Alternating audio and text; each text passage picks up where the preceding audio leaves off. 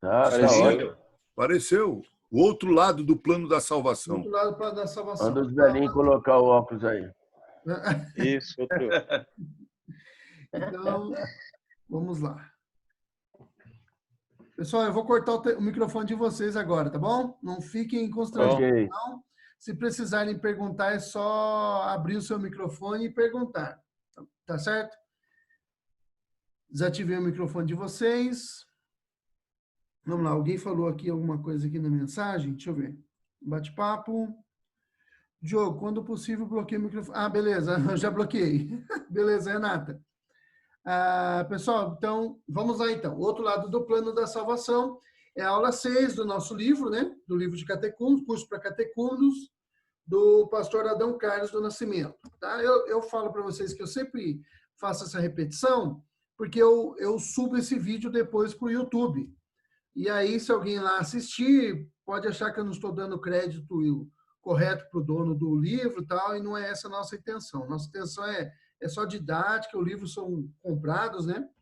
Então, vamos lá. Seguindo aqui com a nossa aula. Texto básico, irmãos, tem vários textos que eu coloquei aqui, nós não vamos ler todos eles, tá bom?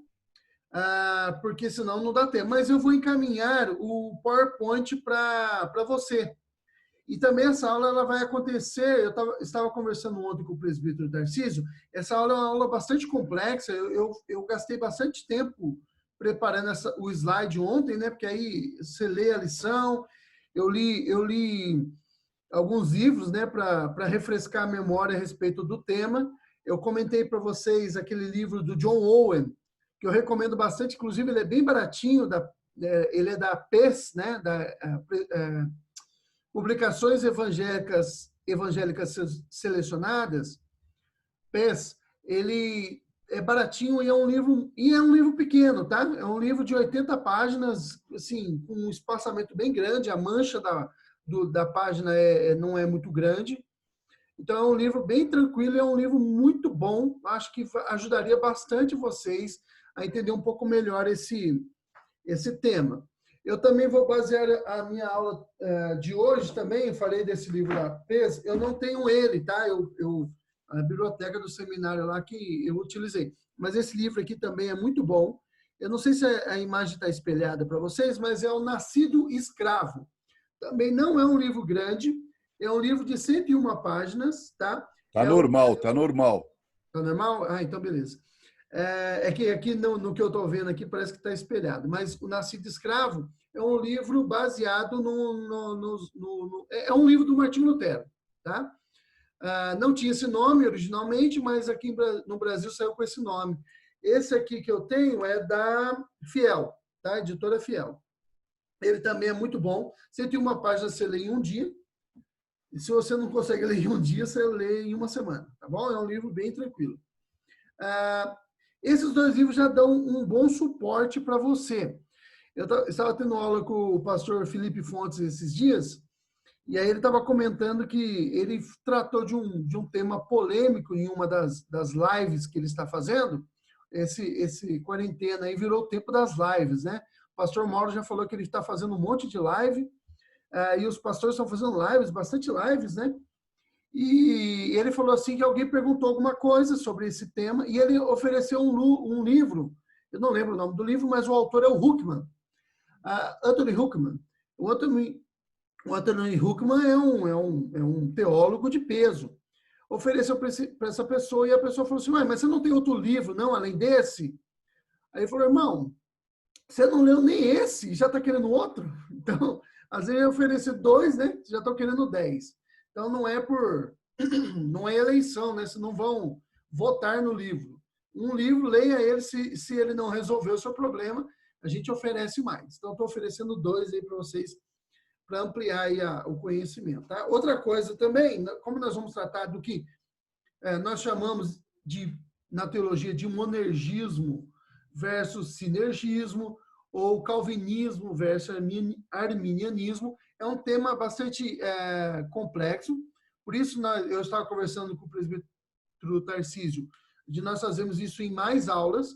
Então, a gente já, de cara, assim, nós pensamos em fazer 3 aulas sobre esse tema, e depois uma aula só sobre os 5 pontos do calvinismo. Ou seja, essa aula vai ser destrinchada em 4 aulas para a gente poder ver com calma cada um dos pontos ali. E ainda assim, irmãos, nós só vamos arranhar a superfície de tudo, da complexidade que é esse tema aí, tá bom? Mas a gente espera aí, minha esperança é que você tenha aí uma boa base a respeito desse tema. Então, vamos lá. A nossa primeira leitura está em Efésios, capítulo 1, então, capítulo 1 de Efésios. Eu vou ler aqui, irmãos, só para a gente ganhar tempo, tá?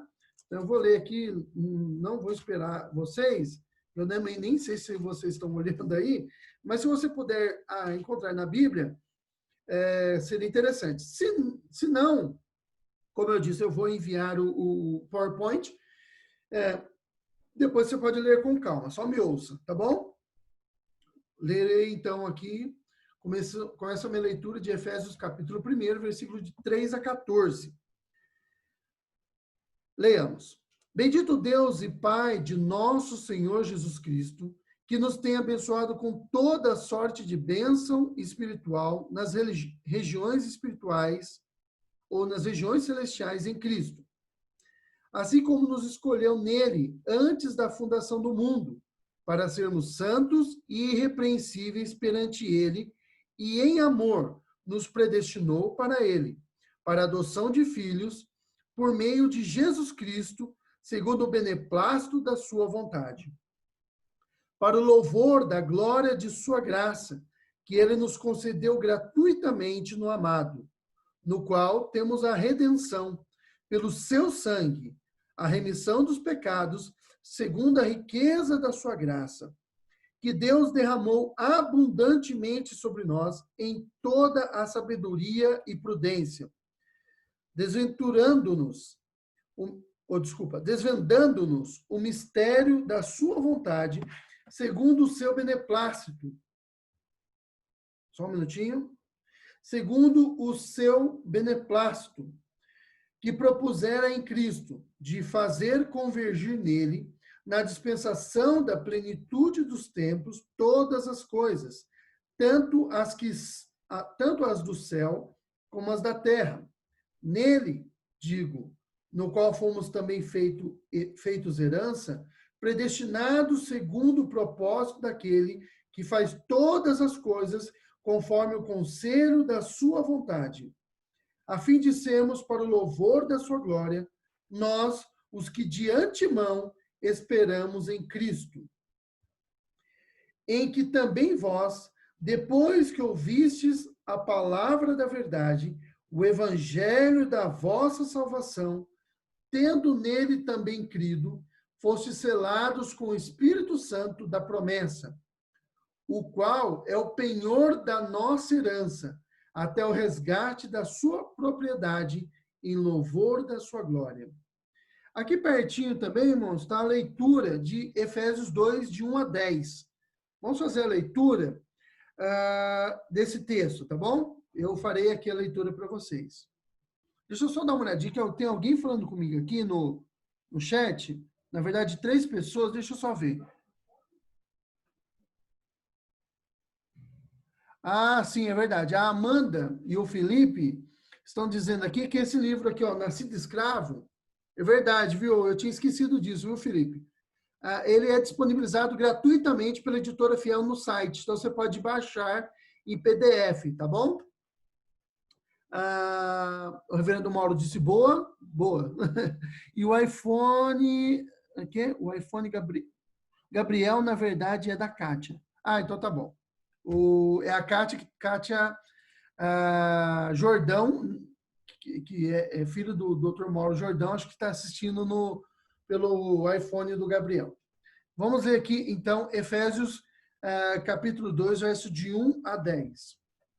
Ele nos deu vida, ele vos deu vida, estando vós mortos em vossos delitos e pecados, nos quais andastes outrora, segundo o curso deste mundo, segundo o príncipe da potestade do ar e do espírito que agora atua nos filhos da desobediência, entre os quais também todos nós andamos outrora, segundo as inclinações da nossa carne, fazendo a vontade da carne e dos pensamentos.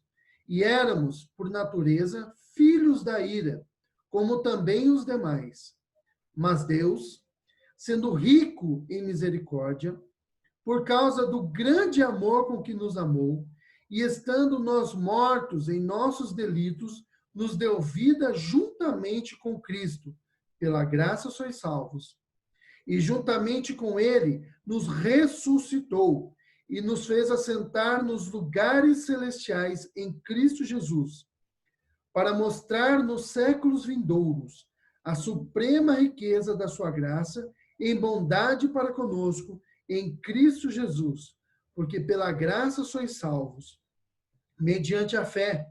E isto não vem de vós, é dom de Deus, não de obras, para que ninguém se glorie, pois somos feitura dele, criados em Cristo Jesus, para as boas obras, as quais Deus de antemão preparou para que andássemos nela. Tá? Eu vou ler só mais uma aqui, é a Romanos 8, 29 e 30. E aí a gente segue com a nossa aula, senão a gente não consegue dar conta aqui do nosso planejamento, tá bom? Romanos 8, 29 e 30. Passo a ler. Porquanto os que de antemão conheceu, também os predestinou para serem conformes à imagem do seu Filho, a fim de que ele seja o primogênito entre muitos irmãos. E aos que predestinou, a esses também chamou. E aos que chamou, a esses também justificou. E aos que justificou, a esses também glorificou. Tá bom?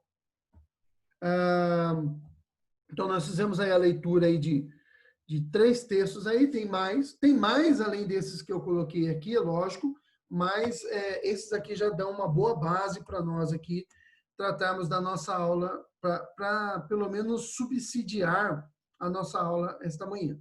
Sigamos aqui com o nosso slide. Vamos lá.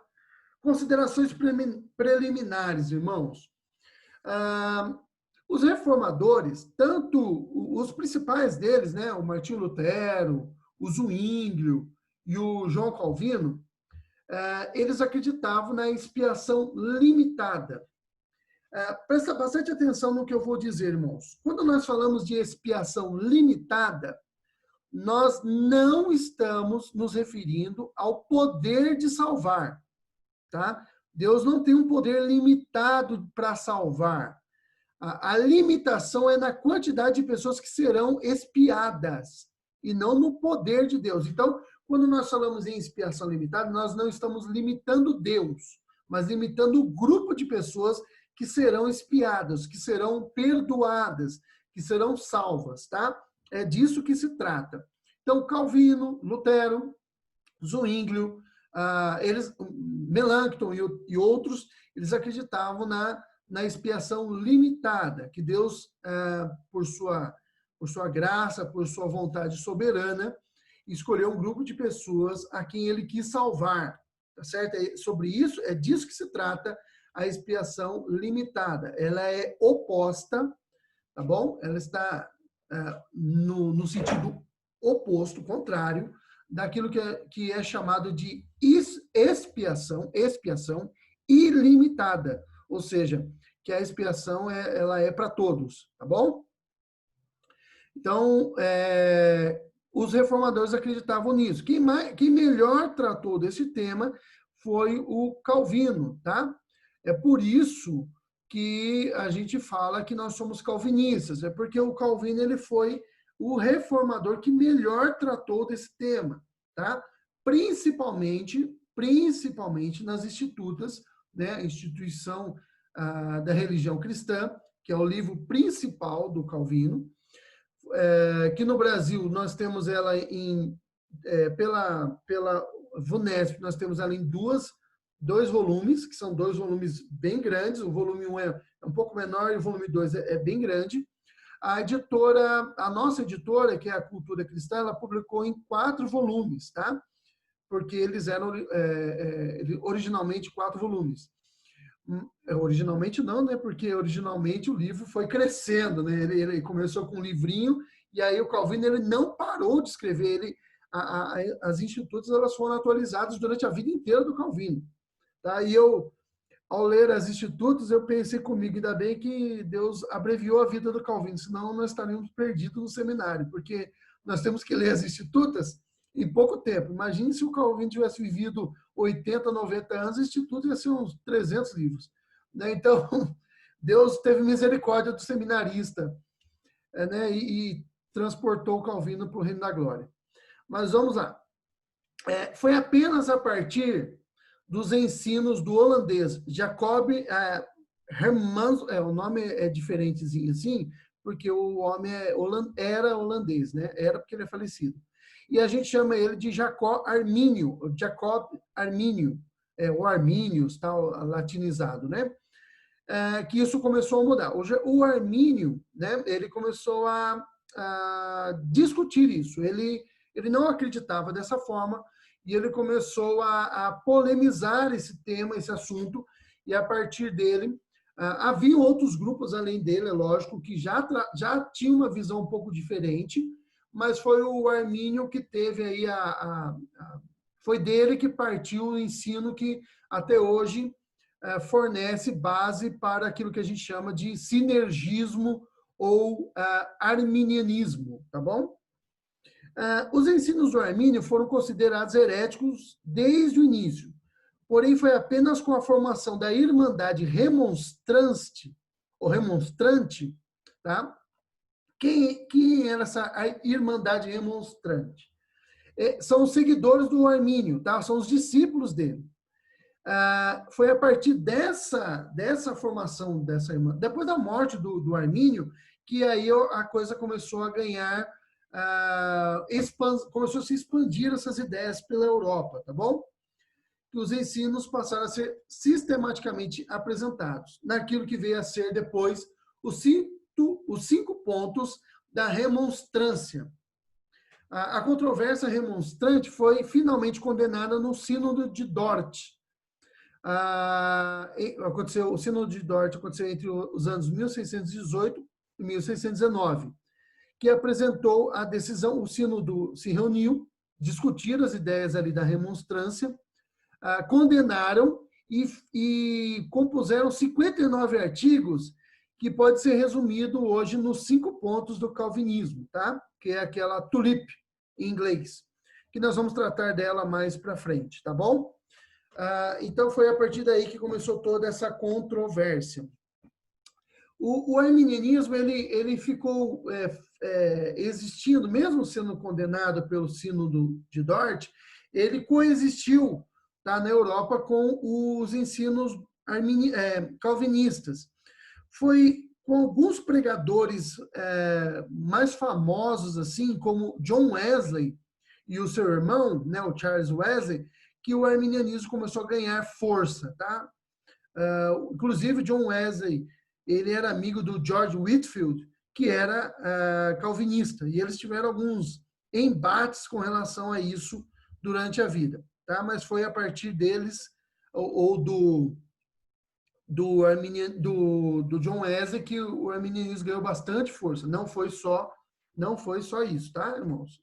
Em história, a gente aprende que não devemos colocar as coisas sobre um único pilar. Então, mas ele, sobre uma única pessoa, mas ele é o grande responsável aí por popularizar as ideias. Tinha um outro pregador famoso no século XIX chamado Charles Finney, o John Wesley do século XVIII, tá?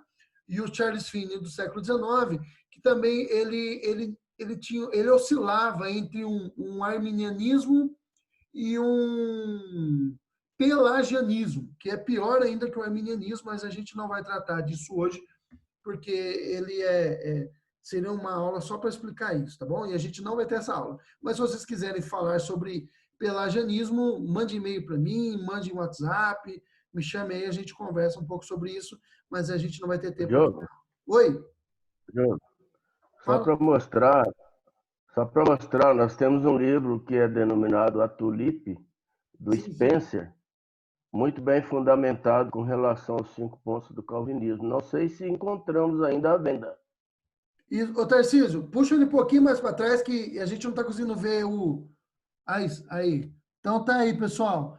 O livro Tulip. Esse livro eu não conheço, viu, Tarcísio? De quem que é a editora? Que é? É da Casa Publicadora Nossa? É da Paráclitos.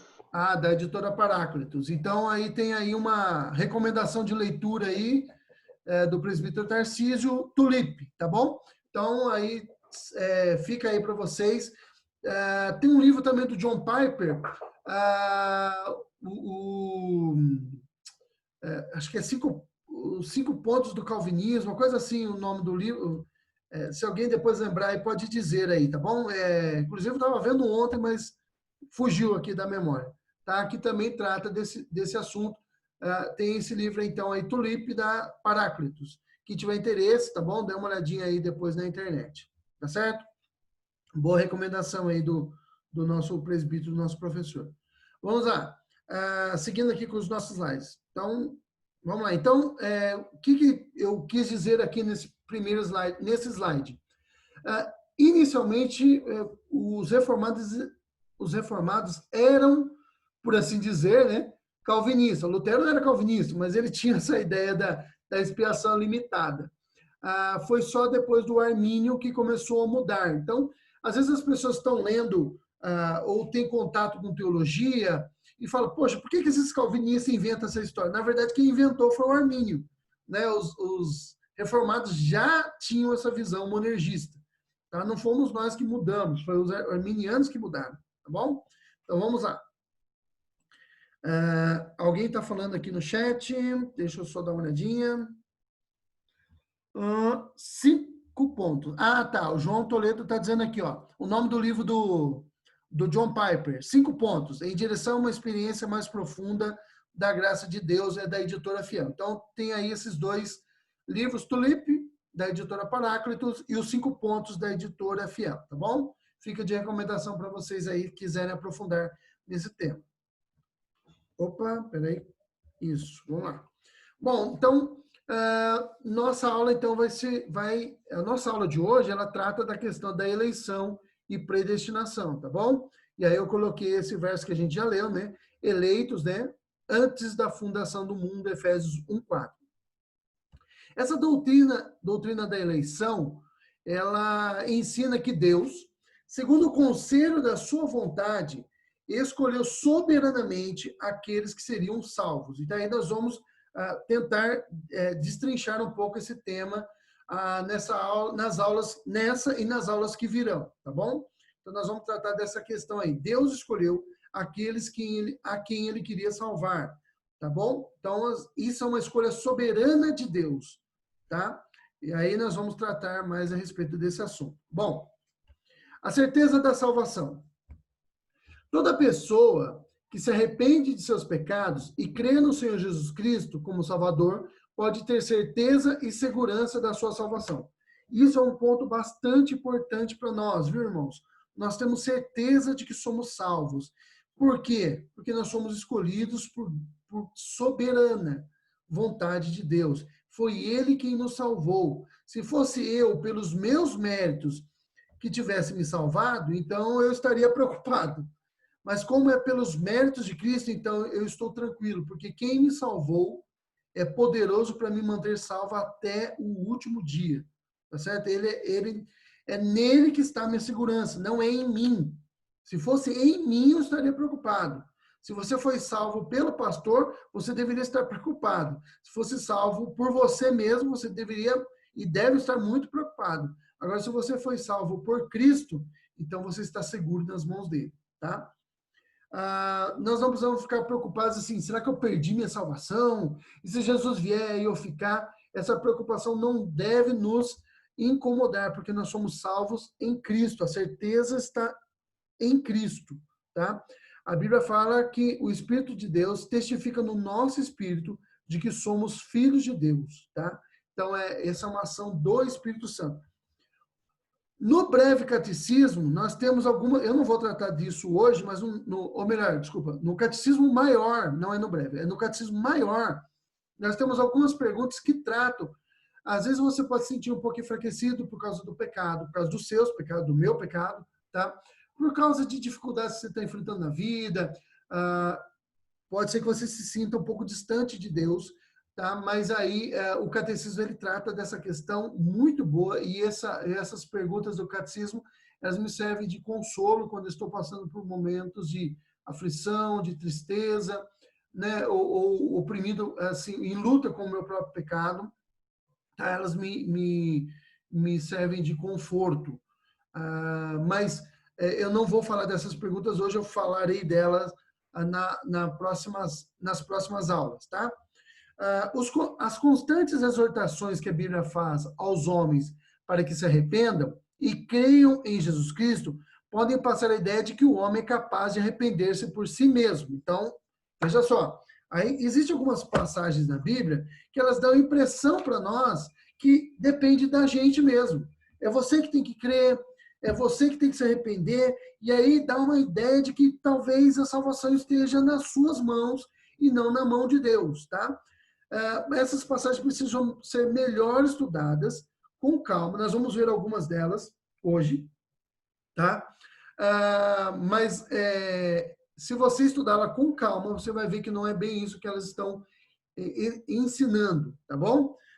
Eu coloquei aqui 2 textos que que estão relacionados a isso que eu acabei de dizer, tá? Atos capítulo 11, 18, eu vou ler aqui para vocês. Atos 11, 18,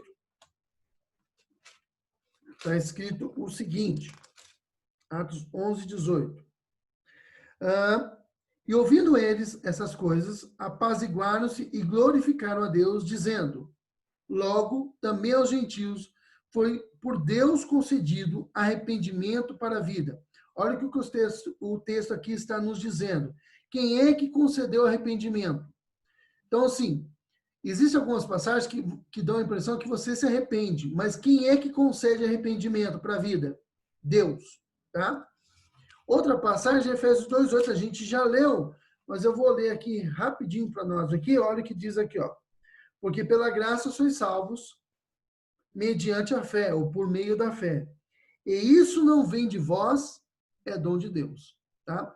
Então, vocês são salvos pela graça, por meio da fé. E a fé é dom de Deus, tá? Essa fé que acessa a graça é dom de Deus. Então, vamos lá, seguindo. O que precisa ser levado em consideração nessa discussão? A questão do livre-arbítrio, e aí nós vamos tratar dela, passo a tratar dela já, e a questão da soberania de Deus, tá? Como que pode o homem ter livre-arbítrio e Deus ser soberano? Existe um problema aí. Nós temos um problema aqui, tá? Se Deus é soberano, o homem não pode tomar decisões de acordo com o seu livre-arbítrio, tá? E aí nós vamos tratar dessa questão aí já, tá bom? Vamos lá. Definindo conceitos, tá bom? A primeira coisa que a gente precisa ver quando tratamos da questão do livre-arbítrio é o que você entende por livre-arbítrio. Isso é muito importante, porque cada pessoa tem uma interpretação diferente do que seria livre-arbítrio, tá bom? E isso nos causa alguns problemas. Então, nós precisamos aqui acertar aqui conceitos, nós precisamos alinhar conceitos. O que você entende por livre-arbítrio? Muita gente confunde livre-arbítrio com livre-agência, tá? O que seria livre-agência? Sua possibilidade de tomar decisões. Se por livre-arbítrio a pessoa entende como a capacidade de tomar decisão, então não temos objeção nenhuma. Se você pensa que é o seguinte, que é livre-arbítrio você escolher a camisa que você vai usar de manhã, então ninguém discute isso. Nós não estamos discutindo isso. Ninguém vai criar um sino de Mogi para discutir se você escolheu a calça que você vai usar de manhã. Tá? Nós não temos problema com isso. Embora, eu coloquei ali, até nisso a gente sofre influência. Veja, pensa comigo aqui uma seguinte hipótese. Imagina que você me convida para ir na sua casa tomar café. E aí eu vou lá, tomo café, e eu peço para utilizar o banheiro, né, o toalete. E aí eu vou até o banheiro, chego lá no banheiro, você, por distração sua, ou enfim, por questão de arranjo ali da sua família, você deixou o seu creme dental, sua pasta de dente, ali em cima da pia.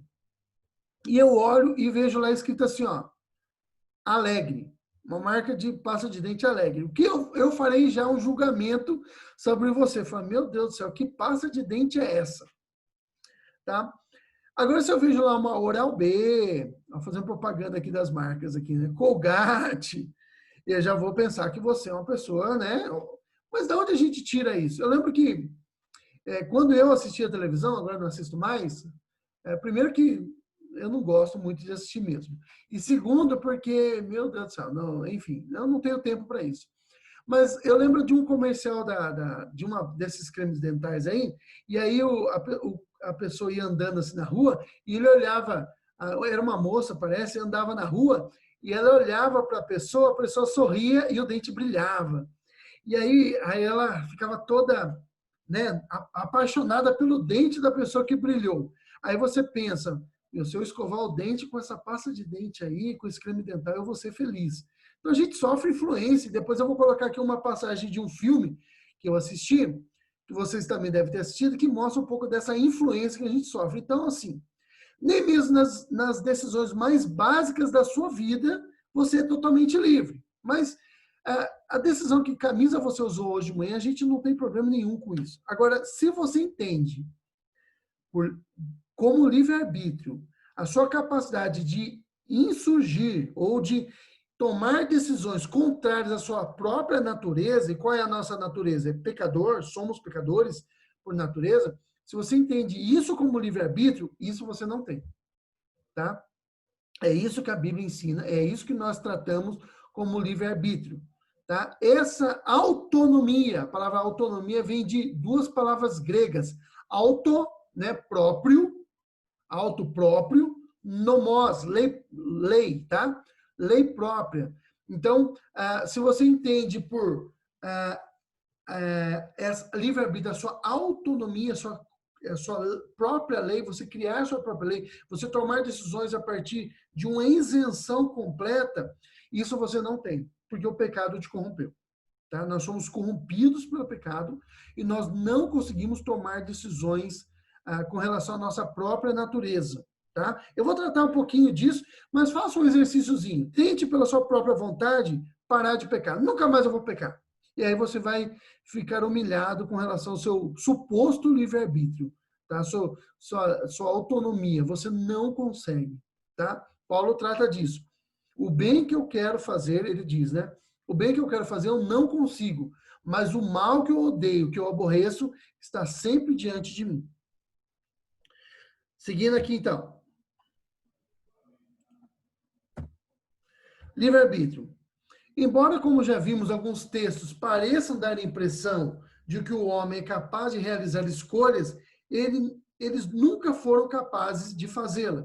Então, assim, embora existam alguns textos na Bíblia que dão a impressão de que você consegue tomar decisões livres, arrependa-se, né, dos seus pecados, a Bíblia fala disso.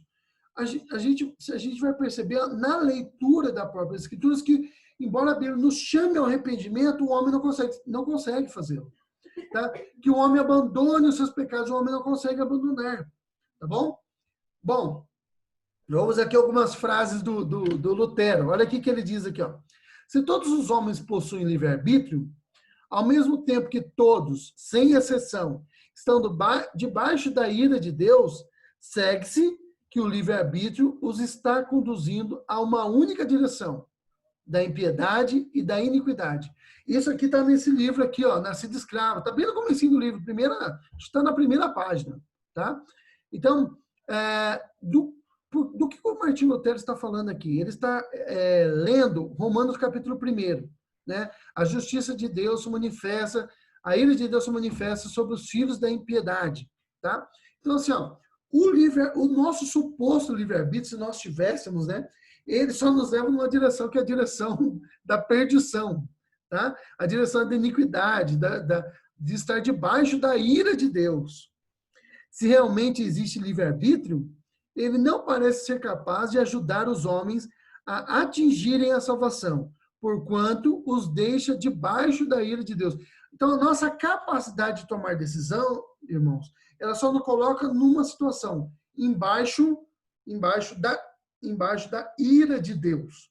Tá? É só isso que a gente consegue ficar. O livre-arbítrio não tem feito um bom trabalho, não. O nosso livre-arbítrio está muito mal das pernas. Tá? E é o que mostra que o nosso arbítrio, a nossa capacidade de tomar decisão, na verdade, é escrava. Né? Ela não consegue, ela não é livre. Você não consegue tomar decisões por si só. Ela está escravizada. Tá bom? Também aí é do Martinho Lutero, também está na primeira página do livro ali. Tá? Essa declaração dele. Por isso está com aspas aí, não são frases minhas, são do Lutero. Tá? Livre-arbítrio aqui, ó. Pois não me envergonho do evangelho. Olha o que Paulo trata aqui. Fala aqui, ó. Porque é poder de Deus para a salvação de todo aquele que crê. É lógico que vocês sabem que aqui quem deixou a tela, a letra azul fui eu, tá? Não foi Paulo que escreveu azul. Vocês sabem disso, tá? Primeiro do judeu e também do grego, visto que a justiça de Deus se revela no evangelho de fé em fé, como está escrito: o justo viverá por fé. A ira de Deus se revela do céu contra toda impiedade e perversão dos homens que detêm a verdade pela injustiça. É disso que o Lutero está tratando lá naquelas duas citações que eu pincei dele ali, tá bom? Ora, se o homem não precisa da ajuda de Deus, Deus, que não é tolo, não desperdiçaria o seu tempo lhe prestando ajuda. Se o homem tem livre-arbítrio, irmãos, então ele não precisa da ajuda de Deus para se salvar. Ele poderia se salvar sem a ajuda de Deus. Então, por que o evangelho é poder de Deus? Poder de Deus para a salvação? Porque Deus daria poder ao homem para se salvar se ele tem o poder em si, se ele tem essa capacidade de escolha. Por que ele... Por que Deus daria... Irmãos, eu vou tirar só minha blusa aqui, ó, a minha auxiliar técnica Priscila vai me ajudar, tá bom? Está esquentando aqui. Deixa eu me ajeitar minha gola. Ok, beleza? Continuando aqui. Porque Deus precisaria dar poder ao homem para que ele pudesse ser salvo, se o homem tem esse poder na sua capacidade de escolha. Esse é um ponto contrário ao livre-arbítrio. Você não tem essa capacidade, você não tem esse poder de decisão. Isso que seria livre-arbítrio de verdade. Sua capacidade de voltar-se contra a sua própria natureza. Deixa de ser... Jesus ele fala algumas coisas interessantes, né, nos evangelhos. Ele fala assim, ó, não tem muito a ver com o livre-arbítrio, mas você vai ver que eu vou fazer uma relação aí. Quem é que, por seu próprio cuidado, pode acrescentar um côvado à sua estatura? Quem consegue? Eu, com pensamento positivo, com vontade, hoje eu decidi que eu vou crescer. E amanhã eu acordo com 2 metros. Quem que consegue fazer isso? Você consegue, tá? Nós não conseguimos. Por quê? Porque nós não conseguimos voltar-se contra a nossa própria natureza. Estou falando isso no aspecto físico. Mas por que isso não seria verdade no ponto de vista espiritual? Como que eu posso deixar de ser quem eu sou? Filho do pecado, nascido pecador, nascido em pecado. Lembra que Davi disse? Em pecado me concebeu a minha mãe. Tá? Eu sou pecado. Eu estou em pecado, nasci em pecado. Se não fosse o poder de Deus pelo evangelho, tá? Que é a boa notícia, né? Não fosse esse poder do evangelho, o poder de Deus para me transformar em uma nova criatura, eu não poderia mudar. Um pastor americano chamado Paul Washer, eu gosto bastante dele, ele fala uma coisa assim, ó, que é para se pensar. Quando Deus nos salva, ele emprega mais poder do que ele empregou para criar o universo. Se o que ele está falando é certo ou não, eu não tenho certeza, não tem como dizer isso. Mas a explicação que ele dá para isso é interessante. É o que ele diz assim, ó, quando Deus criou o universo, ele criou a partir do nada. Mas quando ele te salva, ele pega o caos e ele ordena o caos. Ele põe ordem no caos. O universo não existia. e ele criou a partir do nada. Mas quando ele pega você caoticamente destruído, um caos por causa do pecado, ele tem que arrumar o caos e ordenar a sua vida.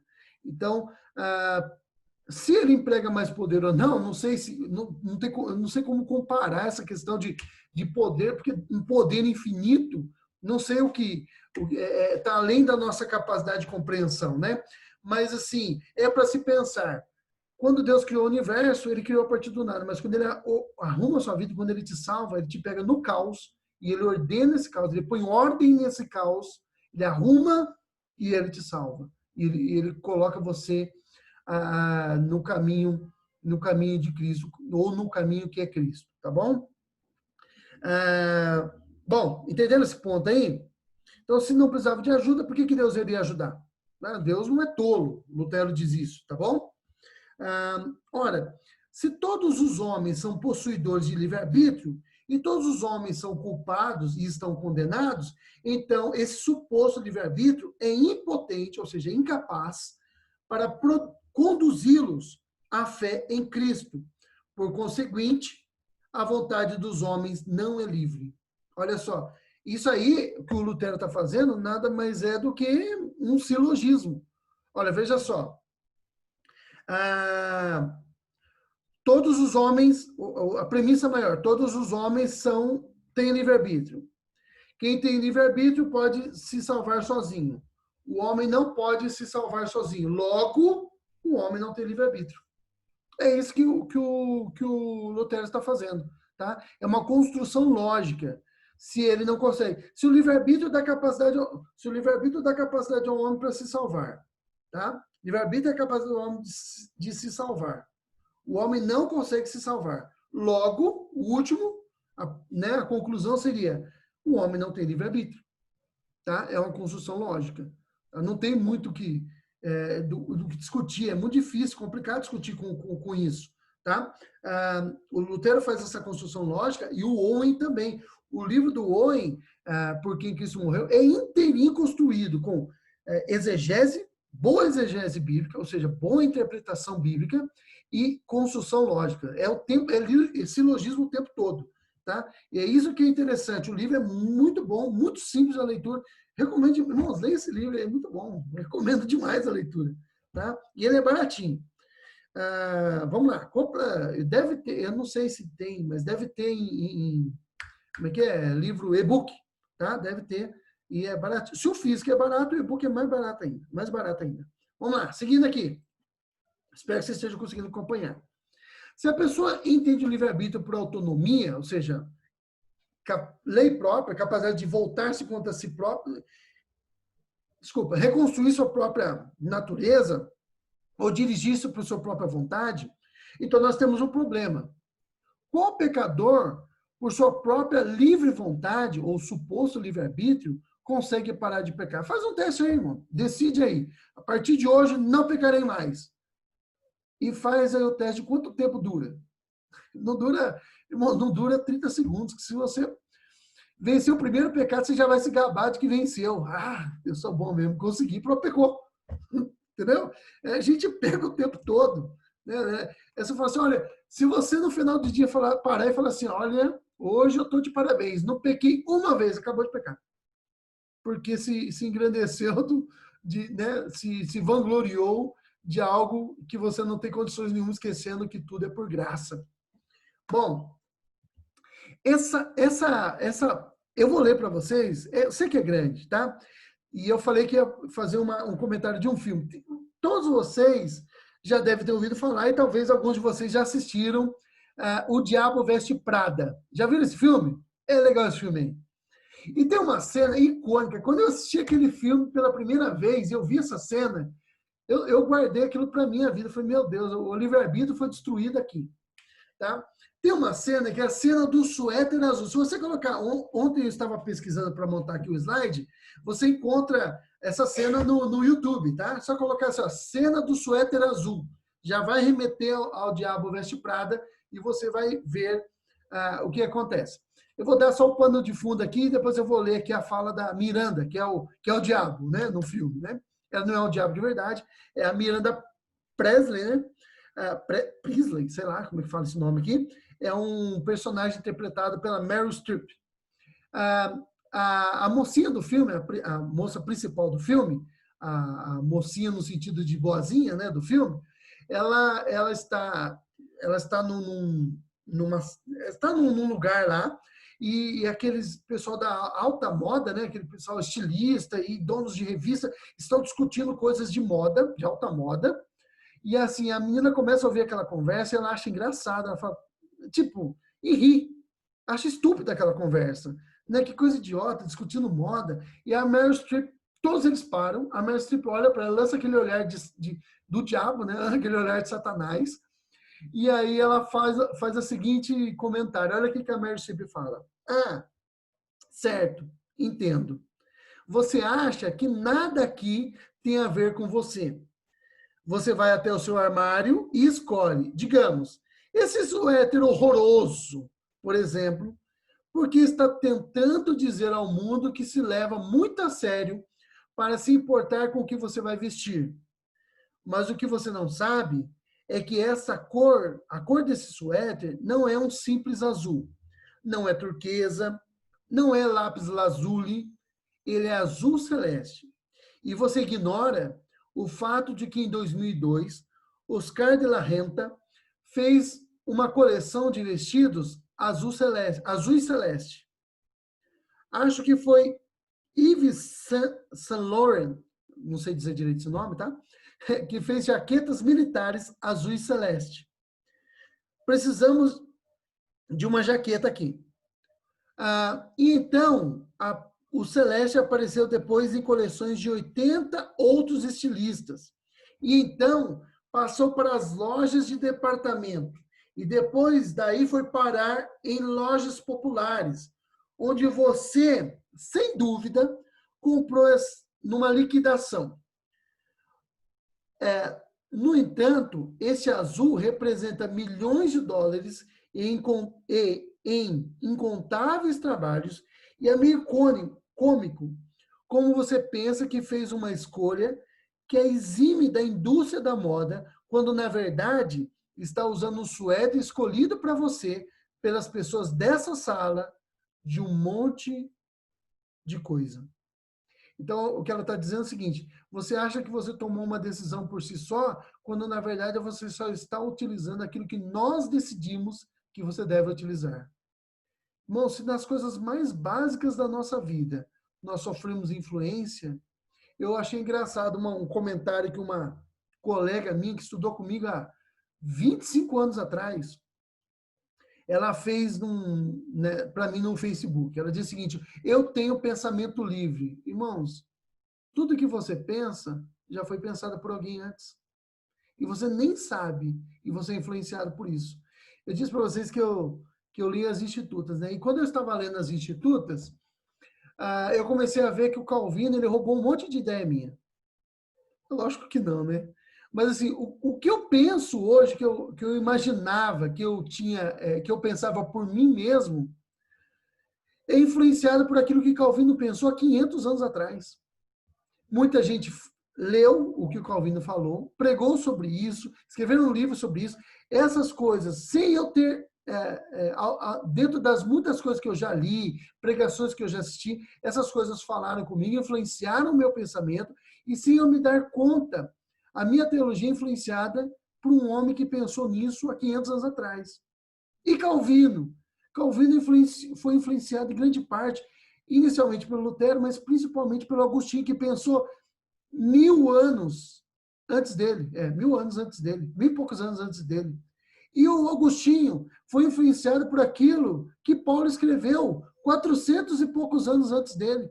E Paulo foi influenciado por aquilo que Deus falou através de Jesus Cristo e através dos santos profetas no Antigo Testamento. Nós somos influenciados o tempo todo. Como que eu posso pensar assim nas coisas mais básicas da minha vida? E sou influenciado. Olha, a margarina que você usa, a pasta de dente que você usa, o tênis que você usa, o carro que você compra, tudo é influenciado por como... É por isso que a indústria da propaganda, ela ganha milhões e bilhões por ano. Por quê? Porque ela influencia na sua decisão. Se ela influencia na decisão das coisas mais mínimas da sua vida, você é influenciado, você não toma decisão por si só, imagine em decisões eternas, de como se voltar para Deus sozinho. Você não consegue, irmão. Você não tem livre-arbítrio. Tira essa ideia da sua cabeça. Você não tem livre-arbítrio. Você não consegue. É poder de Deus. O evangelho é poder de Deus. Se não fosse esse poder, nós estaríamos debaixo da ira de Deus. Nós somos, por natureza, filhos da ira. Paulo fala sobre isso. Como os outros também. Então, nós éramos, por natureza, lá em Efésios capítulo 2, filhos da ira, como os outros demais. Nós estávamos, Paulo fala disso, mortos em nossos delitos e pecados. Um morto, o que você espera de um morto, irmão? Você espera que ele permaneça morto. Se você for no cemitério e um morto andar, você sai correndo. Você não espera isso. Tá? Walking Dead é legal lá na série, embora eu nunca tenha assistido. Só sei do que se trata. Mortos que andam. Guerra Mundial Z é legal, assistindo o filme. Esse eu assisti. Né? Para quem joga videogame aí, o Resident Evil é legal lá. Você não espera isso. O morto, ele faz o quê? Nada. Ele permanece morto. Ele estraga. Ele cheira mal.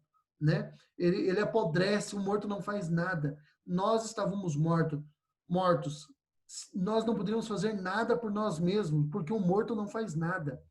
Deus foi lá e nos deu vida em Cristo Jesus. A partir daí, ele nos trouxe para o seu reino. Tá? Ele nos tirou das muitas águas e nos colocou sobre uma rocha. Essa rocha é Cristo. Foi ele. É sempre uma ação de Deus. A Deus pertence a salvação. E quando nós entendemos, quando eu entendi isso, irmãos, porque eu fui arminiano por boa parte da minha vida, talvez 27 anos da minha vida, tá? Por muito mais tempo do que eu tenho de calvinista, muito mais, tá? E quando eu entendi isso, lendo Romanos capítulo 8, 9 e 10, quando eu li isso, caiu uma escama dos meus olhos e eu falei, você tem eleição e predestinação na Bíblia inteira. Foi Deus que escolheu criar Adão, foi Deus que escolheu Sete, foi Deus que escolheu Abraão, foi Deus que escolheu Isaac, foi Deus que escolheu... Olha, a Bíblia fala disso, foi ele que escolheu Abraão. Abraão não queria saber de Deus. Ele estava lá na Mesopotâmia, na região de Ur dos Caldeus, na região da Mesopotâmia. Ele tinha lá uma porção de deuses, e aí Deus se revela a ele, Yahvé se revela para ele, e fala, olha, Abraão, sai do meio da tua casa, do meio da tua parentela, vai para uma terra que você não conhece, que eu vou te mostrar, anda na minha presença e ser perfeito. Foi ele que escolheu Abraão. Foi ele que escolheu Isaac. Ele era o filho mais novo, tá? Mas o Ismael, que era o filho mais velho, era o filho da escrava. Pessoal, no Oriente Antigo, o filho da escrava também tinha direitos, muitos direitos, tá? Ele poderia ser elevado à estatura de filho verdadeiro. Mas isso não foi assim. Ele poderia ser até considerado como filho legítimo da Sara. Ela poderia ter adotado ele. Você pensa que não? Olha a vida do neto de Abraão, a vida de Jacó. Quantos filhos Jacó teve? Ele teve 13 filhos, tá? 12 meninos e uma menina. Dos 12 filhos de Jacó, dos meninos, tá? Praticamente metade desses filhos não eram filhos das duas esposas de Jacó, da Raquel e da Lia. Eram filhos das escravas. Mesmo assim, eles eram filhos legítimos de Jacó. E eles formaram as 12 tribos.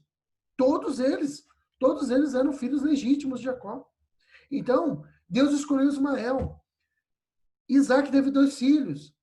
Lembra? Ele teve Esaú e... Alguém está falando comigo aqui? Isso, Danilo Dávila disse aqui, ó. O Dávila com D e A maiúsculo. Ele diz o seguinte, ó. Tem uma frase do Charles Spurgeon que diz: os mortos não têm livre-arbítrio. É verdade, nós estávamos mortos. Mortos não têm livre-arbítrio, tá? Mas veja, Deus escolheu, entre Esaú e Jacó, Deus escolheu o menor. Entre os 12 filhos de Jacó, né, que é Israel, Deus escolheu Judá, que não era o filho mais velho. Você tinha ali Rubens, Simeão, Levi, e depois que você tem Judá, o quarto filho. E Deus escolheu de Judá, tá? Do quarto filho, para trazer o Redentor, que é Jesus.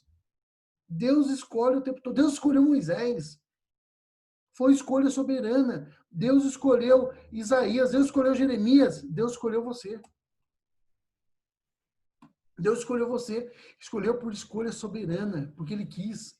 Você não, a Bíblia vai dizer, Jacó não tinha feito nada para que a escolha soberana recaísse sobre ele. Eram ainda os dois meninos, estavam no ventre da mãe, quando Deus disse, o mais velho servirá ao mais novo.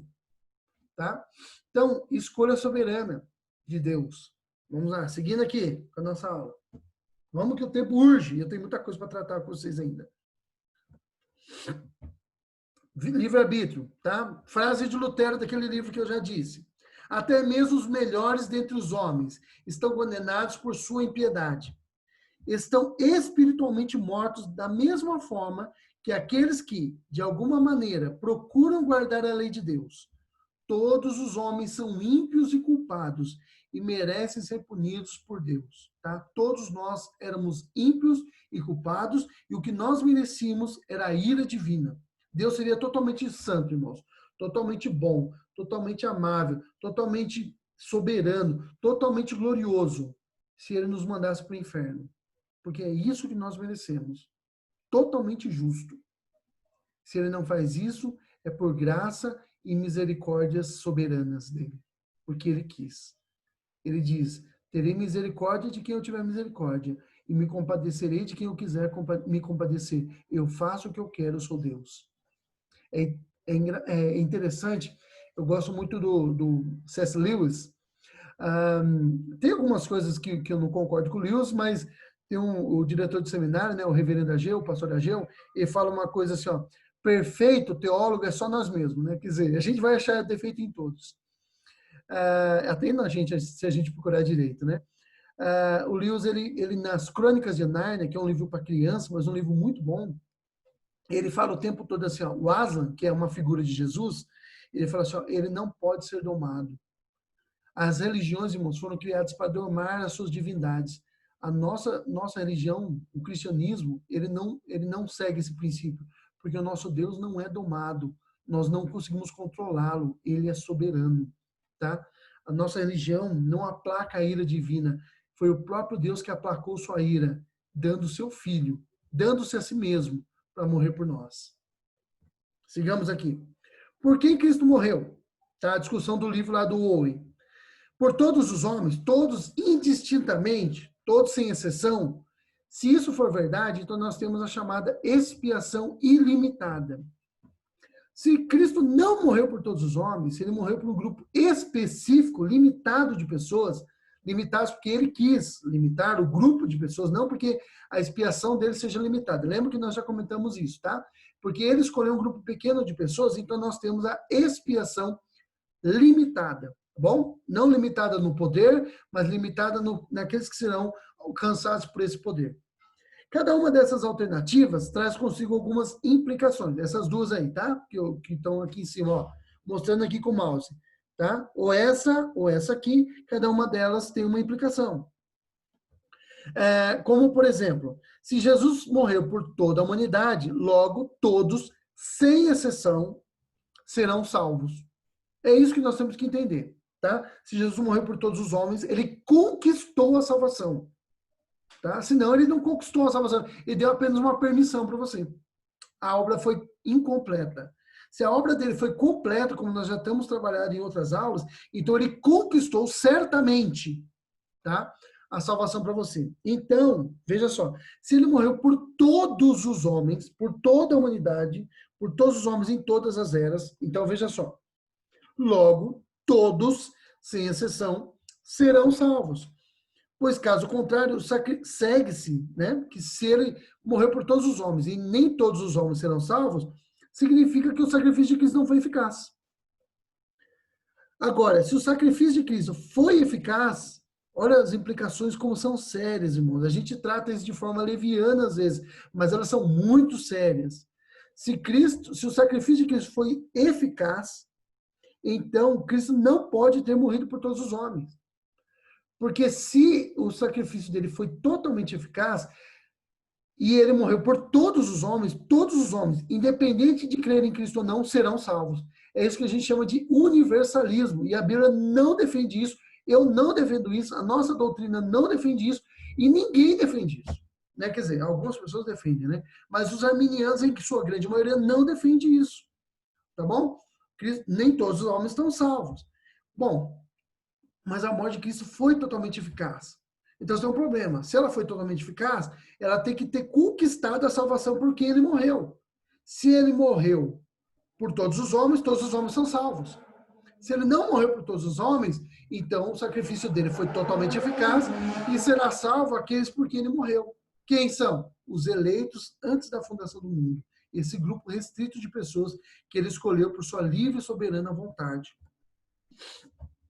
A expiação é limitada, universal ou particular? É para todos, sem exceção, ou é particular? Tá? A expiação, né, a morte de Cristo, ela tornou a salvação possível, então ela não foi totalmente eficaz, tá? Ela só tornou possível, ela fez metade do trabalho, e a outra metade, meu filho, é com você. Olha só. Ela tornou a salvação possível, ou Cristo realmente pagou todos os pecados do seu povo? Ela conquistou a salvação de fato, tá? Cristo deu a vida por todos ou somente por suas ovelhas? Aí tá tudo dentro desse campo aí de discussões aqui, ó, tá? Aqui que eu tô mostrando para vocês do que a gente já vem discutindo, tá certo? Deus comprou a possibilidade, olha as implicações aqui. Deus comprou a possibilidade para todos ou ele verteu o sangue por sua igreja? Tá? A sua igreja, quem são? Né? Aqueles salvos de fato, né? Aquilo que a gente chama de igreja invisível, tá? Os salvos de todas as eras, tá bom?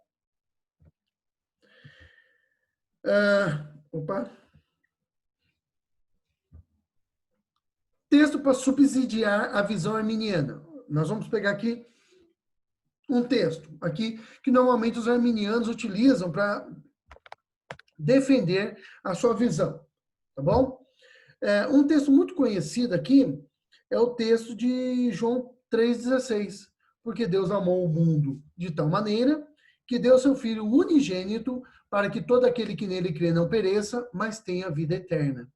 O que significa a palavra mundo aqui, tá bom? Por isso que eu negritei, né? Bom, agora vamos falar o que a Bíblia, quando ela fala a palavra mundo, cosmos, né? Aqui, ó, ela aparece na variação cosmon, tá bom? Lá em grego. Mas vem do substantivo cosmos, tá? Mundo, universo, tal. O que significa a palavra cosmos na Bíblia, ou mundo na Bíblia? Ela pode significar, primeiro, o universo material ou a terra habitável, tá? Segundo, pessoas, tá? Homens, o povo do mundo, tá? Pode significar, dentro desse campozinho 2 aí, ó, pode significar todos sem exceção, ou, presta atenção, tá? Todos sem distinção. Pode significar também, dentro dessa questão de povos, né? Muitos homens, o Império Romano apenas, homens bons, homens maus, tá? Então, quando você encontra mundo na Bíblia, pode ter vários significados. O mundo como um sistema corrupto é uma outra possibilidade. A condição humana, o reino de Satanás. Então, você tem basicamente essas 5, mas a 2 aí ela é subdividida em vários grupozinhos. Então, a palavra mundo ela tem muitos significados na Bíblia, tá bom? Vamos seguir aqui, então. O mundo aqui, lá em João 3,16, não pode significar todos e cada um. Presta atenção, essa é uma importante interpretação, tá? Importante constatação que nós temos que fazer aqui, ó. O mundo não pode significar todos e cada um dos homens, tá? Ou seja, todos sem exceção. Mas mundo ali, Deus amou o mundo de tal maneira, ela precisa indicar que sejam todos sem distinção. É nisso que a Bíblia fala que Deus não faz acepção de pessoas. Não é que ele não faz distinção de pessoas, é que ele não faz acepção no sentido de cor de pele, de sexualidade, de serem ricos ou pobres, tá? É esse tipo de servos ou escravos, entendeu? É desse tipo de coisa que a Bíblia fala que Deus não faz acepção de pessoas, judeus e gentios, tá? É esse tipo de coisa. Quem eram os judeus? Eram lá os israelitas, né? E os gentios? Todos nós que não somos israelitas, tá? Então, é disso que a Bíblia fala. Então, assim, ó, nós defendemos, nós calvinistas, que Deus amou o mundo ali. A palavra mundo não significa todos sem exceção, mas sim todos sem distinção, tá? Toda espécie de homens. Senão, vejamos as implicações dessa afirmação. O verso seguinte, o João 3,17, olha o que ele diz ali, ó. Deixei aqui o texto aqui. Porque Deus enviou o mundo, não para que condenasse o mundo, mas para que o mundo fosse salvo por ele. Então, se a palavra mundo aqui, em João 3,16 e 17, significa todos os homens, nós temos que entender que Deus não veio condenar, Deus não vai condenar ninguém. Porque o texto está dizendo aqui, ó, Deus não veio para condenar o mundo, mas para que o mundo fosse salvo por ele. Então, aqui o mundo não pode significar todas as pessoas, porque se for isso, irmãos, a implicação aqui, até destaquei aqui embaixo, ó, se considerarmos que mundo, aqui no texto de João 3,16 e 17, os dois textos estão juntos, significa todos e cada um dos homens, cada pessoa, especificamente cada uma das pessoas, tá? Nós precisamos crer no universalismo, no final todo mundo vai ser salvo. Aí nós vamos defender que nem o Ed Renekiewicz, que no final até o diabo vai ser salvo. Afinal, coitado, ele é só uma vítima da sociedade capitalista, hipócrita, machista, enfim, né? Aí taxista, taxidermista, tá? Então, é brincadeira, tá, irmãos? Vai com calma aí que eu estou tirando uma ironia que eu estou tratando. Mas essa é a implicação, tá certo? E ninguém, espero que ninguém, né, defenda esse tipo de coisa. Então, a palavra mundo ali, ela tem que significar os eleitos de Cristo. Os eleitos de Deus, que são pessoas judias, não judias, pessoas brancas, pessoas negras, pessoas amarelas, pessoas vermelhas, né? Índio, asiático, árabe, enfim, homem, mulher, rico, pobre, tá bom? Patrão e empregado, escravo livre no mundo antigo, tá? Bárbaro e romano, né? Civilizado. Então, é disso que trata, tá?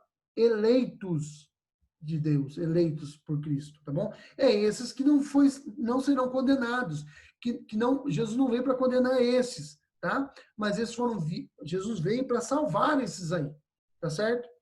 A alternativa que nos resta será afirmar que se Deus salvou todo mundo, veio não para condenar o mundo, se Jesus veio não para condenar o mundo, mas para que o mundo fosse salvo por ele, e aí se nós imaginarmos esse mundo como todas as pessoas, sem exceção, todos e cada um dos homens, então nós temos que, se nós achamos que alguns se perdem, então nós temos que, a implicação disso é que Deus falhou. E o amor de Deus lá no João 3,16 não serviu para nada. Agora, se Deus amou o mundo, aqueles que ele iria salvar, ao ponto de enviar seu filho para aqueles que nele creem, e aí já reduz aí. Quem são essas pessoas? Aqueles que nele creem, não pereça, tá? E quem são aqueles que creem em Cristo? Aqueles a quem ele concedeu fé, tá? É um dom de Deus. Para que esses não pereçam, mas tenham vida eterna. Então, o amor de Deus, ele teve valor, ele nos amou. E aí, Deus não falhou, porque ele não vai condenar essas pessoas, mas ele salvou completamente essas pessoas. Estão conseguindo acompanhar aí o raciocínio? Ninguém fala nada e eu não vejo ninguém, então eu vou presumir que sim, tá? Texto para subsidiar a visão arminiana. Olha, esse é outro texto também. Tá dando para entender sim, viu, Diogo? Tá normal, viu? Beleza. Danilo disse aí. De boa. Obrigado, Danilo. Eu espero que todos também estejam entendendo. Eu sei que não dá para todo mundo dizer, senão a gente só fica aí escutando vocês falarem que sim e que não, né? Mas vamos lá. Outro texto. Beleza. Deus quer que todos os homens... Mas obrigado aí pela contribuição, viu, Danilo? Deus abençoe. Tranquilo. Tá ótimo. 1 Timóteo 2,4 diz o seguinte, olha... Deus quer que todos, né, não está aí Deus aí, né, no versículo 4, mas está subtendido aí. Quer que todos os homens se salvem e venham ao conhecimento da verdade. O que significa essa palavra todo, pantas, tá? Aí no grego. O que significa essa palavra todo na Bíblia, tá? Algumas pessoas acreditam que esse texto daria base para afirmar que Deus quer que todos, sem exceção, lembra aí a diferença que nós estamos fazendo aqui, tá? Todos sem exceção, para todos sem distinção, tá bom? Nós cremos que Deus, ele veio salvar todos sem distinção, tá? Os arminianos, todos sem exceção, tá bom? Tá, vamos lá. Espero que esteja ficando claro. Tomara que eu não esteja indo muito rápido. Algumas pessoas, então, acreditam que Deus, essa palavra que Deus quer que todos os homens se salvem, significa que Deus quer que todos, sem exceção, se salvem. Todas as pessoas, todo mundo plenamente essa palavra, tá? No sentido mais estrito que essa palavra possa significar. Porém, como já vi no texto anterior, lá do João 3,16, isso teria implicações universalistas, ou seja, nós aqui teremos que acreditar que todos serão salvos. Se ele quer, ele salva. Gente, que Deus é esse soberano que quer que as coisas aconteçam, mas elas não acontecem do jeito que ele quer. Então, ele não é soberano, tá certo? Mas então, quem seriam esses todos? A resposta é mostrada no versículo 1 e 2. Vamos ler lá, versículo 1 e 2? Opa, caindo as coisas aqui. 1 Timóteo, eu pretendo aqui achar rapidinho aqui. 1 Timóteo, capítulo 2, versículo 1 e 2. Olha só. Antes, olha o que Paulo está dizendo para Timóteo, até uma lição para nós hoje em dia, né? Exorto, antes de tudo, pois, exorto que se use a prática de súplicas, orações, intercessões, ações de graças em favor de todos os homens, em favor dos reis e de todos os que se acham investidos de autoridade, para que vivamos uma vida tranquila e mansa, com toda piedade e respeito. Versículo 3. Isso é bom e aceitável diante de Deus, nosso Salvador, o qual deseja que todos os homens se salvem e cheguem ao pleno conhecimento da verdade. Quem são todos ali? Todos quem? Reis, governantes, e aí a gente pode dizer também pessoas que têm autoridade, pessoas sem autoridade, pessoas que não são reis, pessoas que são servas, pessoas que são escravas. Aqui está deixando claro o texto, a própria interpretação do próprio texto, que esse todos aqui não são todas as pessoas do mundo, mas são todos os tipos de pessoas. E ali no texto, ali, aqueles que foram falados 2 versos atrás, reis. Então a gente pensa o seguinte, né, ainda mais hoje nós estamos influenciados, né, por essa visão marxista de sociedade, é que o rico não pode ser salvo, ele tem que ir para o inferno, miserável. Entendeu? Salvação é para o pobre. Não. A Bíblia está dizendo lá, o texto está dizendo lá que Deus quer que esse tipo de pessoa também seja salvo. Serão salvos todos os reis? Não. Serão salvos todos os ricos? Não. Serão salvos todos os pobres? Também não. Serão salvos todos os servos? Também não. Serão salvos algumas pessoas, inclusive alguns que são reis, alguns que são governantes, alguns que são empregados, alguns que são pobres, alguns que são brancos, alguns que são negros, enfim, vocês já entenderam como é que funciona o negócio aqui, tá? Olha só, a resposta para isso, no verso, também tem uma outra leitura que eu disse aqui, ó, Apocalipse 5:9 também nos dá uma luz a respeito disso. Eu vou ler aqui para vocês, Apocalipse, capítulo 5, verso 9, e a gente já está caminhando para o nosso fim de aula, tá? 11h30 já. 5:9. E entoavam um novo cântico, dizendo: digno és de tomar o livro e de abrir-lhe os selos, porque foste morto e com seu sangue, compraste para Deus os que procedem de toda tribo, língua, povo e nação. E para o nosso Deus, verso 10, os constituíste reino e sacerdotes e reinarão sobre toda a terra. Quem? Pessoas, não todas, pessoas de todas as tribos, raças e nações. Tá? Algumas considerações. Temos que lembrar que a Bíblia utiliza figuras de linguagem, uma delas é hipérbole. Se eu disser para você, olha, ontem em casa Todo mundo veio aqui em casa na festa de aniversário. Não teve não, tá, pessoal? Eu só tô dando um exemplo. Não teve festa nenhuma aqui. Não teve aglomeração de pessoas e não teve aniversário de ninguém. Mas estou dando um exemplo. Se eu disser aqui, ó, ontem todo mundo veio aqui em casa na festa da Priscila. Não teve festa nenhuma, tá? Mas é só um exemplo. Vocês não vão imaginar, é lógico que vocês não vão imaginar que 7 bilhões de pessoas passaram aqui na minha casa, tá? Vocês vão entender o quê? Que muita gente veio aqui na minha casa, tá? Se Deus depende do... Outra consideração aqui ser feita. Se Deus depende do livre-arbítrio do homem, Deus não é dono da história e nós afirmamos que é. Por quê? Porque ele depende da decisão do homem. O homem tem livre-arbítrio, não posso interferir nisso. E aí Deus não fica sendo dono da história. Tá? Ele fica sendo um mero reagente. E que ele reage às atitudes dos homens. Imagine 7 bilhões de pessoas com livre-arbítrio, irmãos, fazendo coisas e Deus tendo que esperar a ação dessas 7 bilhões de pessoas para tomar a decisão. Que Deus é esse que você crê? E aí Deus não é o soberano, o homem passa a ser o soberano, tá bom? A crença em Deus, ou a crença arminiana, torna Deus um mero reagente, ou seja, ele reage às nossas ações. Ele é um Deus submisso. Irmãos, eu não consigo crer num Deus desse.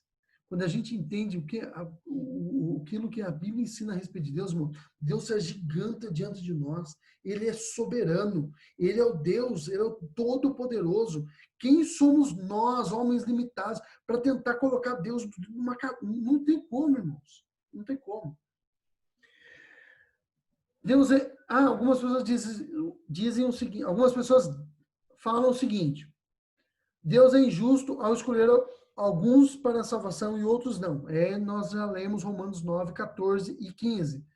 A injustiça da parte de Deus, não há injustiça nenhuma. A Bíblia já disse a respeito disso. Irmãos, se Deus está sendo, não é porque Jesus morreu por eles, mas se Deus está sendo injusto com alguém, ele está sendo injusto para aqueles que ele salva, não para aqueles que ele não salva, porque nenhum de nós merecemos salvação.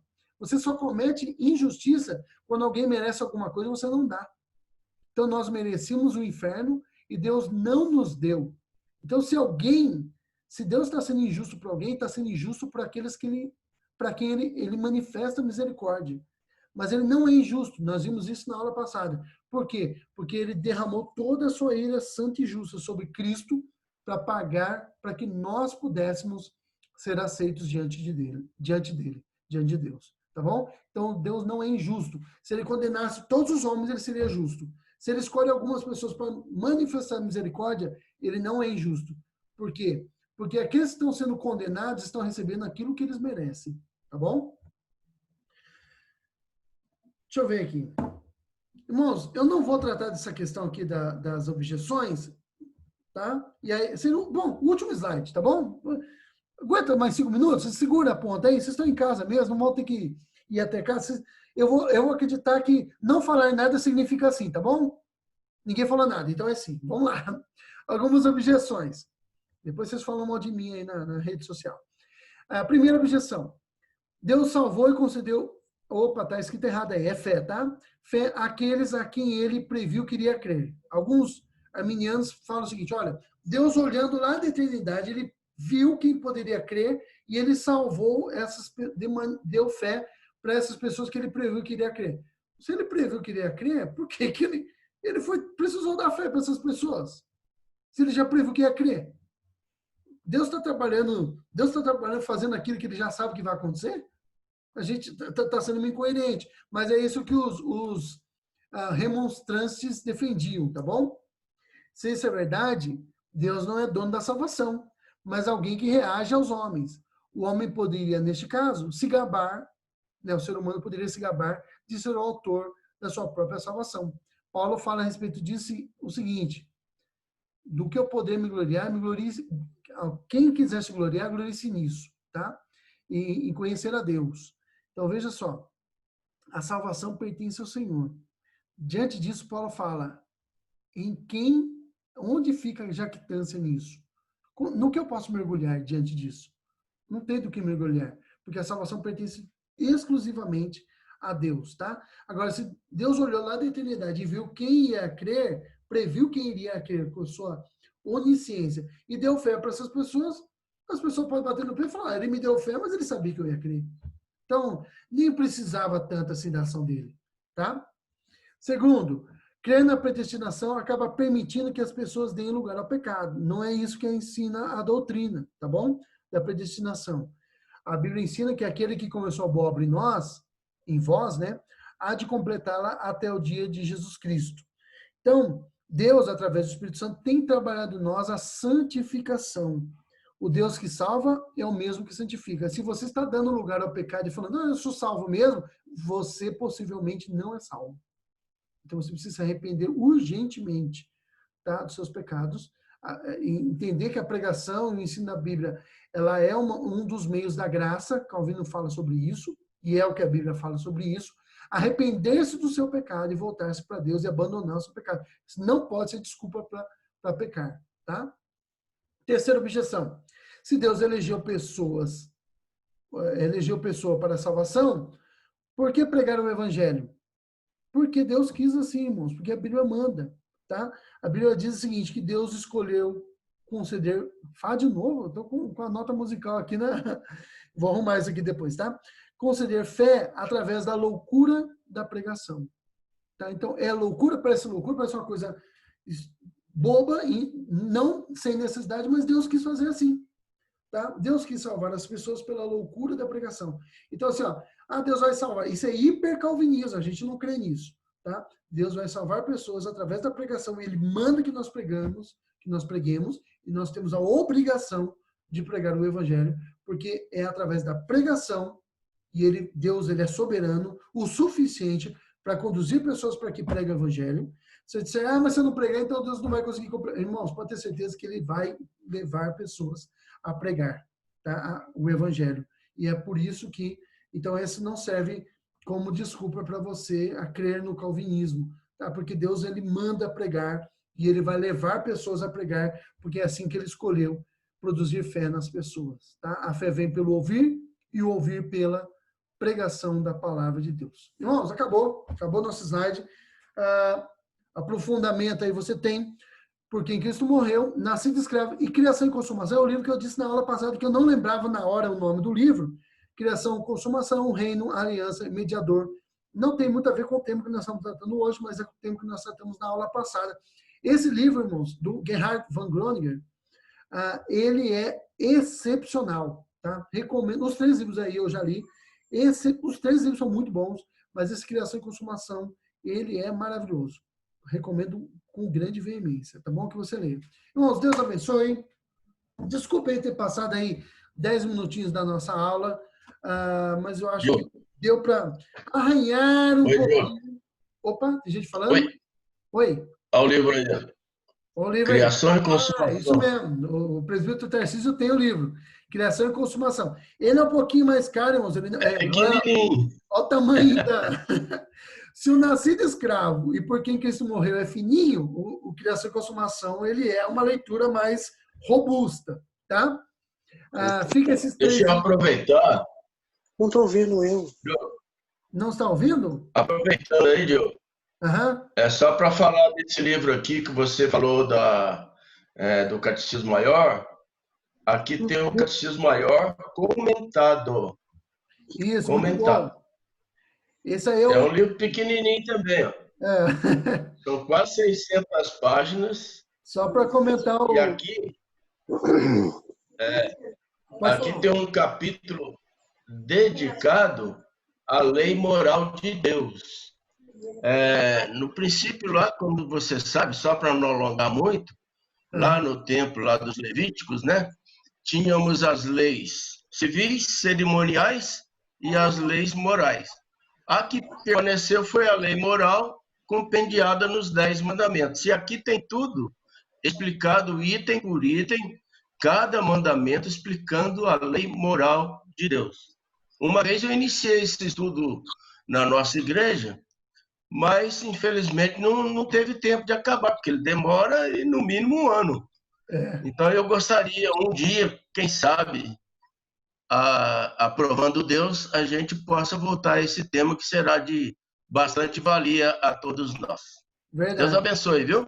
Amém. Verdade, irmãos. Então, tá aí a dica de livro, fora esses 3 aqui que eu estou indicando, mas esse aí do presbítero Tarcísio, né? A Confissão de Fé e os Catecismos Explicados, né? Aquele livro Tulip, também, que eu não coloquei aqui, né? Mas também que o presbítero Tarcísio indicou, e aquele livro da editora Fiel, os 5 pontos também. Tá? Aí, se você ler esses 5 livros aí, irmãos, eu acho que já deu já para você sanar suas dúvidas a respeito desses temas aí. Na verdade, 4 livros, né? Porque o Criação e Consumação é outro tipo de tema, tá bom? Deus abençoe a todos. Vou pedir para o presbítero Tarcísio nos conduzir em oração e Deus abençoe até a noite. Nós vamos ouvir a pregação pelo pastor Ribeirão Mauro e semana que vem, se Deus nos permitir, estaremos juntos de novo com a nossa aula, tá bom? Vamos orar? Isso. Oremos. Amado Deus, eterno Pai, nós oramos agradecidos por mais um dia de vida, te agradecemos pela noite de sono que tivemos, te agradecemos a Deus especialmente pela recuperação do Fernando, que já está em casa. O Senhor aprove que acontecesse a crise de apendicite a ele, mas também providenciou os meios pelos quais ele fosse reabilitado. Louvado seja o teu nome, Senhor. Obrigado pela aula de hoje, ministrada pelo nosso irmão Diogo. Que o Senhor possa fazer com que nós sintamos cada vez mais responsabilizados no estudo da tua palavra, sabendo que somos pecadores, mas remidos, lavados e regenerados pelo sangue do teu Filho Jesus, que vertido na cruz do Calvário, nos justificou e nos propiciou a redenção dos nossos pecados. Louvado seja o teu nome, dê-nos um dia sob os teus cuidados e nos dê a tua paz. Nos abençoe e nos guarde. Nós oramos agradecidos em nome de Jesus. Amém. Amém. Irmãos, Deus abençoe. Um abraço para todos que estão aí, tá? Eu não consigo ver todo mundo aqui, mas amém. Obrigado, Juan, o Acos, a Kátia. Irmãos, Deus abençoe a todos. O presbítero Zé Roberto, que esteve aí conosco, o presbítero Tarcísio, né, a Gnólia, a Amanda, a Ana Carolina, a Daniele, o Saulo, a mãe, agora, puxa o nome, o Danilo, o outro Danilo, o Guilherme, a Priscila, a Marta, a Irene, o João, a Lívia, Nádia, eu espero que a Nádia tenha conseguido ouvir hoje a aula, Renata, Juan, Vitória, Wellaf, Wilson, Cairo, a dona Marisa, enfim, eu acho que eu falei todo mundo. Quem? Hoje é aniversário, irmãos, hoje é aniversário da Kátia Cairo, tá? Parabéns, Kátia, Deus abençoe. Wilson, se ela estiver por aí, manda um abraço. Amanhã da Nancy. Amanhã é aniversário da dona Nancy, esposa do presidente. Do Dr. Mauro. Do Dr. Mauro, amanhã também? Também. E a Kátia também. A Kátia é filha do Dr. Mauro também. A Kátia, os 3. Isso. Kátia Jordão, Dr. Mauro Jordão. Esse povo tudo fazendo aniversário amanhã, pessoal. Deus abençoe. Nancy. Gente, hoje é aniversário da Kátia e amanhã é da Sabrina e da Tatiana, minhas 2 filhas, viu? Então, hoje é da Kátia, amanhã é da Sabrina e da Tatiana, minhas 2 filhas. Sabrina e Tatiana. Haja bolo, hein, Wilson? Amanhã vai ter bolo, hein? Rapaz, amanhã vocês escolhem aí. Amanhã A Kátia está do meu lado aqui, está agradecendo a todos vocês, viu? Deus abençoe, Kátia. Parabéns. Não esqueça de orar pelo... Eu moro perto, vou ir comer bolo amanhã, hein? É, só escolher a casa. Deus abençoe. Bom domingo para vocês, viu? Tchau. Amém, igualmente. Deus abençoe. Tudo de bom. Deus abençoe a todos. Bom dia. Irmãos, podem sair, fica à vontade, tá bom? Deus abençoe. Nádia, deu certo? Pode falar.